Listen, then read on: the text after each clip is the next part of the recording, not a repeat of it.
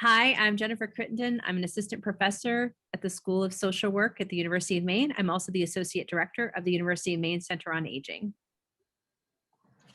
Hello, my name is Labrini Nelligan. I'm the Executive Director for the London Health Education Alliance of Maine in collaboration with Massachusetts General Hospital.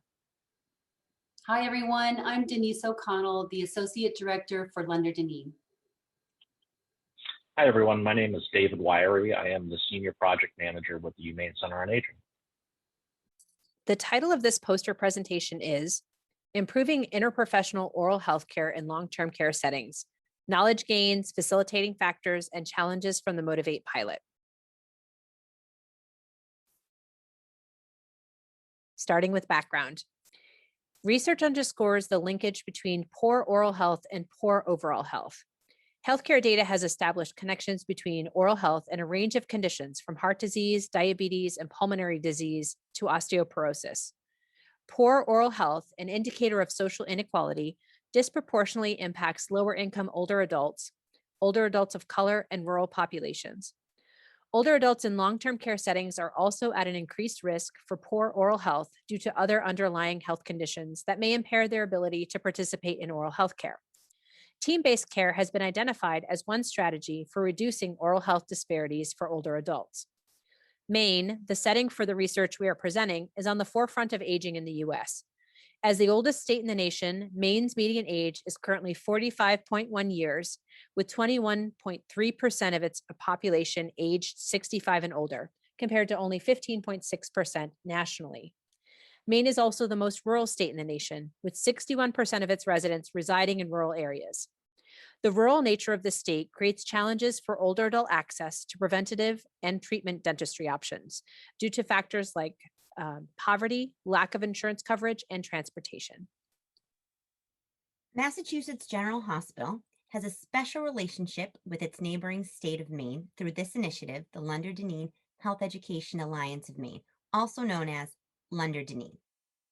One of London's signature education programs, the Motivate program, which stands for Maine's Oral Team-Based Initiative, Vital Access to Education, was developed to build the capacity of long-term care settings to support oral health for older adult residents. The Motivate program teaches not only oral health basics, but how to translate this knowledge and skill to easy, actionable steps while supporting interprofessional teams and influencing them to work together and make oral health a priority. It is set apart from other interprofessional education programs through its three-pronged implementation strategy for practice transformation. 1, education and training. 2, practice support. And 3, access to experts. The interprofessional blended learning program is provided to certified nursing assistants, dietary teams, facilities management and housekeeping teams, nurses, pharmacists, respiratory therapists, social workers, and therapy departments. When healthcare providers learn about each other, with each other, and from each other, it builds a foundation for high-functioning interprofessional practice and high-quality healthcare delivery. Motivate is an evidence-based and learner-informed innovative approach to education. Phase 1 of the Motivate pilot entailed implementing the Motivate model at 6 long-term care sites in Maine. This phase of the work was made possible through a strong three-way collaboration between London, the Maine Veterans Home System, or MVH, and the University of Maine Center on Aging. MVH had an existing commitment to the oral health of their residents and thus was an ideal pioneer pilot site due to their support from leadership and commitment to practice innovation and providing the best care possible to their residents. 2 of the Motivate homes served as early adoption sites for the program, providing suggested timeline, processes, and policy modifications for future sites. The Motivate program has further benefited from an active and engaged interprofessional statewide advisory team of Maine-based and national experts, along with representatives from MVH homes. This team has used learner data and feedback to provide informed guidance to improve pilot implementation over time. the integration of MVH sites into the advisory team, and the use of ongoing data review ensured that the program was continually informed by the on-the-ground participant experience. A continuous quality improvement process was carried out by Leonard-Deneen staff during this formative evaluation phase by using project data and feedback. Program improvements resulted over the course of Phase 1. Some of the program highlights include its statewide reach through 6 MVH homes participating in Phase 1, spanning 6 counties. On-site Motivate committees were formed at each location. Monthly on-site consultations were provided by those teams by Leonard-Deneen. Over 20 in-person workshops delivered by Leonard-Deneen and dental experts to staff at MVH sites. 407 participants received oral health education via the Motivate modules, workshops, DVD, and live trainings, and have gained the knowledge and skills to provide care to potentially impact the lives of over 600 residents. All staff trainees received a toothbrush, Motivate bag, and Motivate badge pin. 4 post-program consultation sessions were provided by a dentist at Go Live. Over 700 oral health supply kits for enhanced resident oral health care were distributed to participating homes with an equal size replenishment provided in the spring of 2019. Resident and family education materials distributed to increase awareness of oral health issues and the Motivate program implementation. Phase 1 evaluation efforts entailed the collection of quantitative learner data through surveys and qualitative data via staff debrief sessions over the course of an approximately 17-month period of time from January 2018 through May 2019. Figure 1 illustrates the multi-layered evaluation approach and its associated Motivate training activities.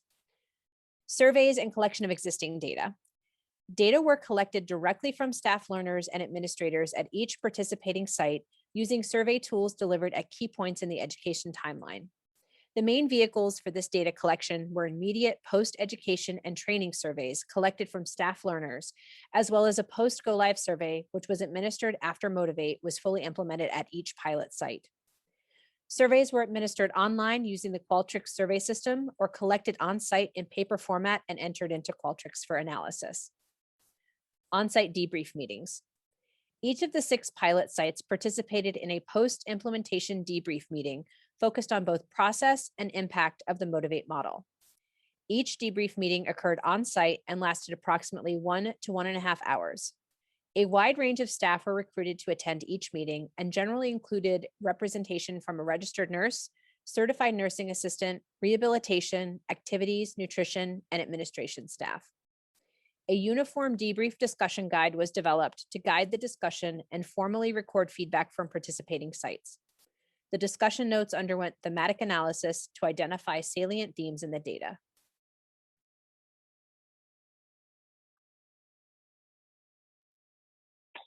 So Figure 2 provides insight into the diversity of disciplines who have access to education and training through Motivate supports.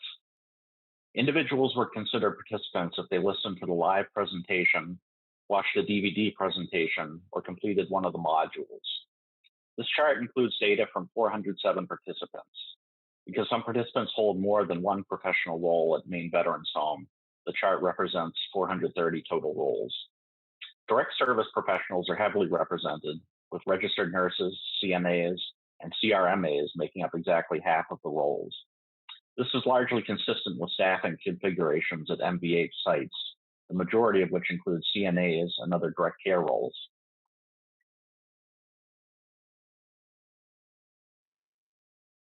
So now we are going to be talking about interprofessional oral health training outcomes from the study. In total, 786 different surveys were completed by respondents over the different data collection periods. There were also 57 staff who took part in 6 on-site debrief focus groups.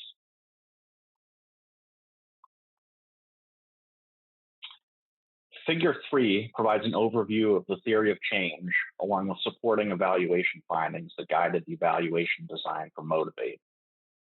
It was anticipated that improving staff knowledge and attitudes would help to facilitate implementation of evidence-based practices identified in research literature.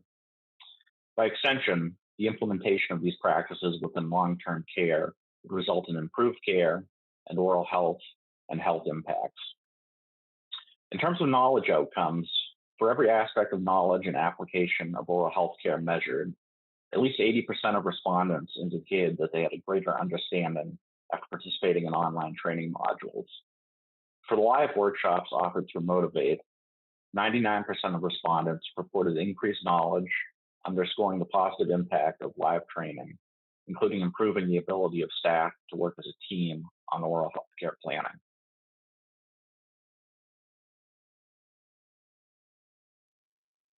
Figure 4 provides a selection of the types of knowledge outcomes measured through Motivate training, such as action steps for addressing oral health problems and emergencies, knowledge of oral health care roles on interprofessional teams, and abilities to identify signs and symptoms of oral health problems.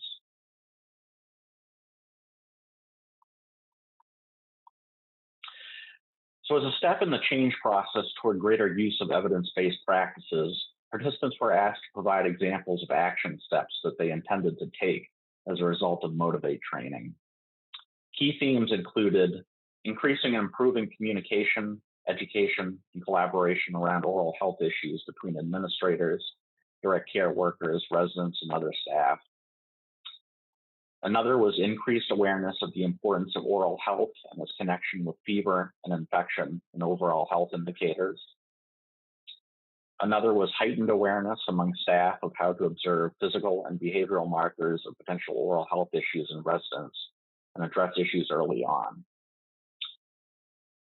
Another one is awareness of dry mouth, how to address it, and the impact of medications on oral health. The final two were increased commitment to regular oral health assessments and using specific care techniques and approaches such as the quadrant model, use and maintenance of brushes and tools, mouth care for residents with dementia, and recognizing pain symptoms early on.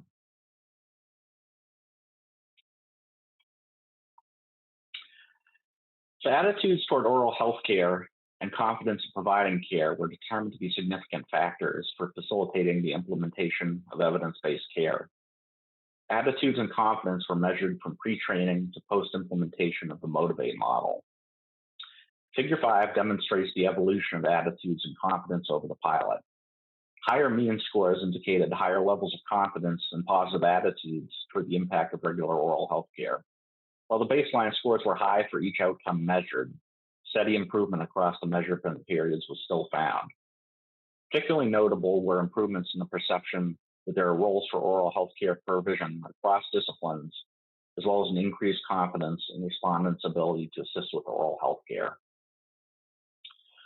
As discussed in the next section, follow-up evaluation data have documented the various ways staff have translated Motivate evidence-based learning into evidence-based practice with residents, as well as documenting the barriers they have faced.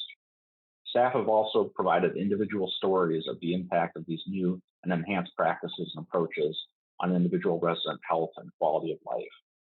In all cases, the findings of the study were present across staff roles at Phase 1 sites, underscoring the value of an interprofessional approach.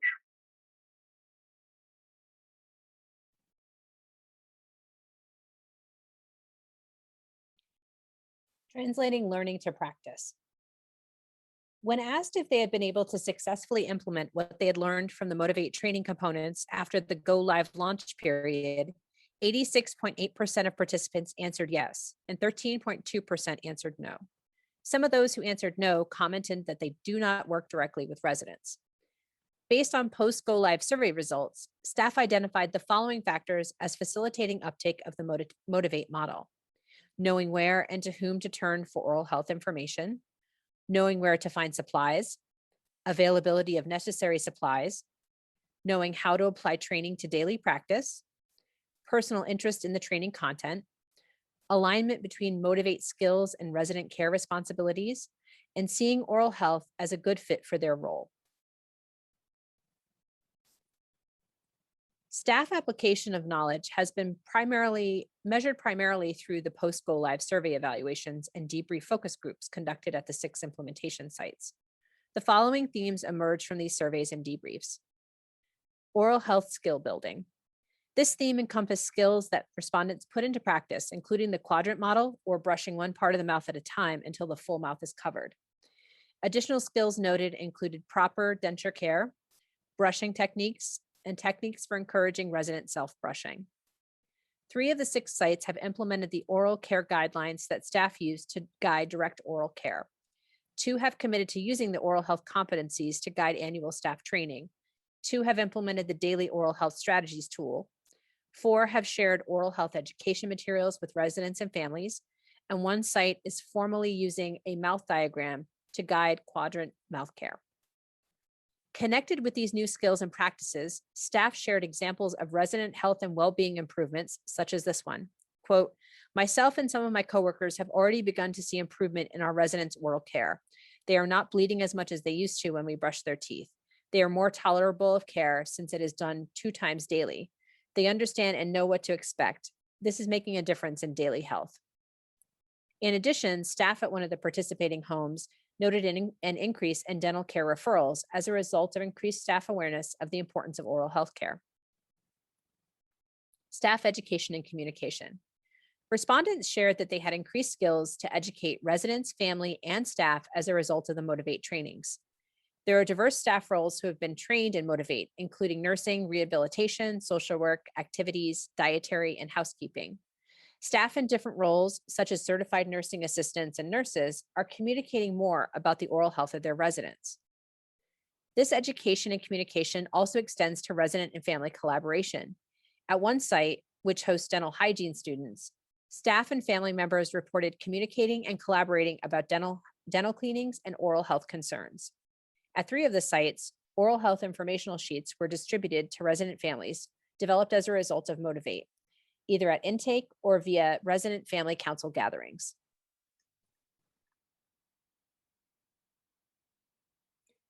Figure 8, barriers. Information on barriers in translating training to practice were gathered via the post-go live survey as illustrated here in Figure 8. Based on review of the barriers noted, many of them are related to a fit between the Motivate content and the trainee role within the long-term care site. Based on post-go live survey results, those staff who were not able to apply Motivate skills to their work were most likely to note that they did not have direct care responsibilities.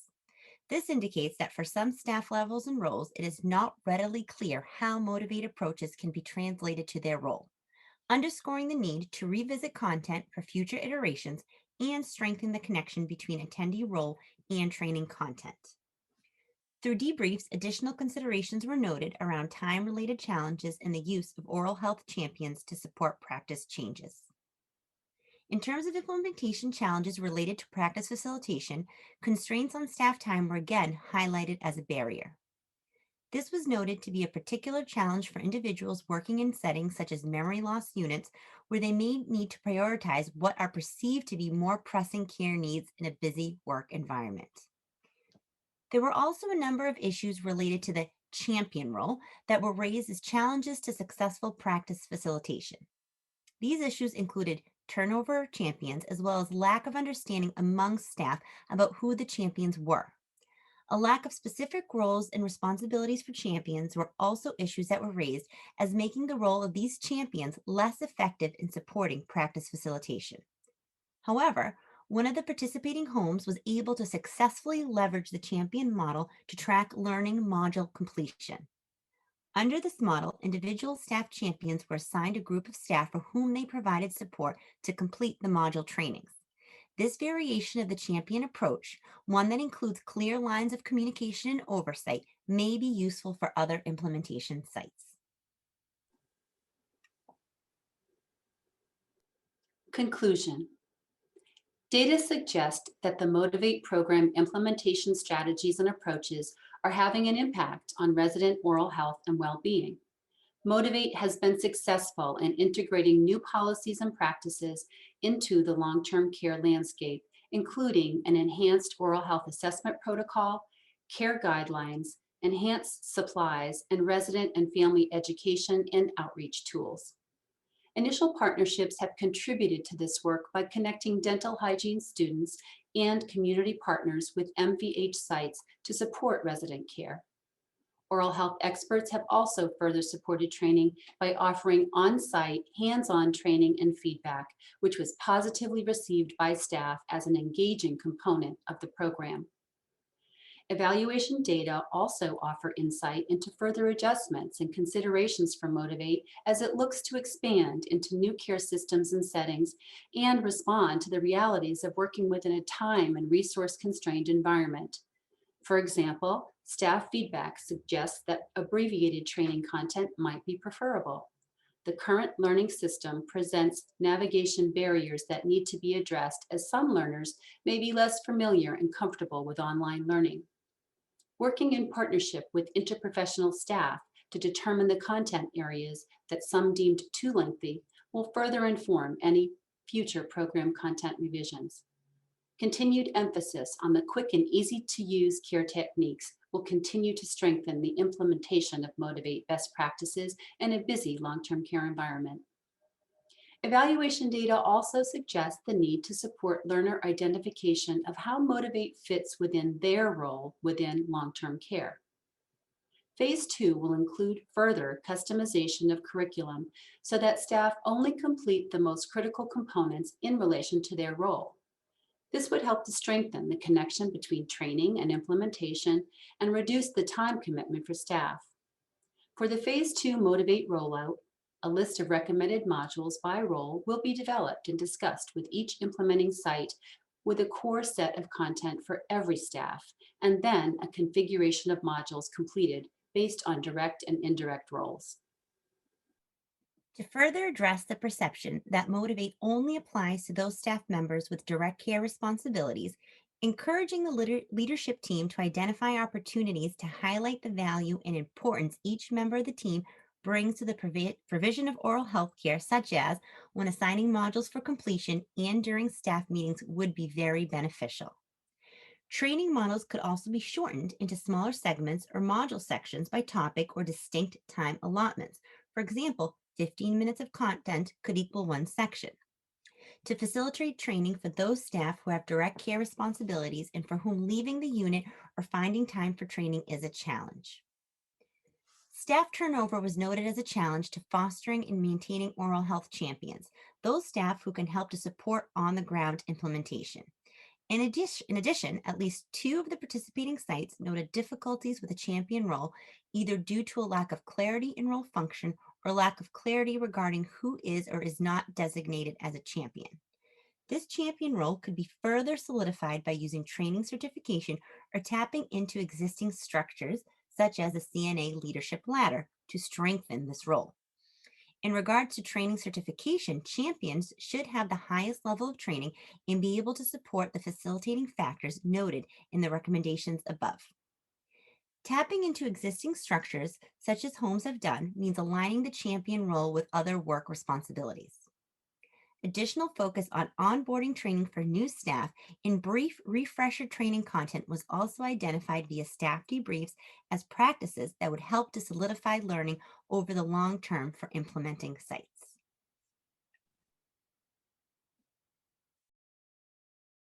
Thank you for viewing this poster session. If you would like additional information about the Motivate program and the information we shared today, please visit us online at lunderdeneen.org/oral-health-motivate or on Facebook at Lunderdeneen or email info@lunderdeneen.org.